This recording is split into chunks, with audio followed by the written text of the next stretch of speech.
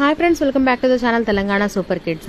ఈ వీడియోలో వారణాసిలో దర్శించుకోవాల్సిన ముఖ్యమైన టెంపుల్స్ గురించి మీకు చెప్తున్నాను. ముఖ్యంగా దర్శించుకోవాల్సింది కాలభైరవ స్వామి టెంపుల్. ఎందుకంటే కాలభైరవుడు కాశీ క్షేత్రపాలకుడు. ఆయన అనుమతి లేనిది మనం కాశీలో అడుగు కూడా పెట్టలేమండి. కాలభైరవ స్వామి దర్శనం చేసుకున్న తర్వాతే కాశీ విశ్వనాథుని దర్శనం చేసుకోవాలి. అక్కడి నుంచి దగ్గరలో మహామృత్యుంజయ కుండని మహామృత్యుంజయ టెంపుల్ ఉందండి. ఆ టెంపుల్లో బావిలోని నీరు తాగితే ఎలాంటి రోగాలైనా నయమవుతాయని చాలా బలంగా నమ్ముతారు. తర్వాత మనం దర్శించుకోవాల్సిన టెంపుల్ తులసి మానస్ టెంపుల్. తులసి మానస్ టెంపుల్ అంటే ఇది ఒక రాముని టెంపుల్ అండి. రాముని టెంపుల్కి తులసిదాస్ పేరు పెట్టడం ఇక్కడ ప్రత్యేకం. ఆ గుడిలోకి ఎంటర్ అవుతూనే తులసిదాసు రామాయణ పారాయణ చేస్తున్నట్టుగా ప్రజెంట్ చేశారు. తర్వాత మనం దర్శించుకోవాల్సిన టెంపుల్ దుర్గామాత టెంపుల్. దుర్గామాత టెంపుల్లో నన్ను వీడియో తీయకూడదని చాలా స్ట్రిక్ట్ గా వారించారు. నేను చిన్న వీడియో మాత్రమే మీ గురించి చిన్న బిట్ మాత్రమే పెట్టాను.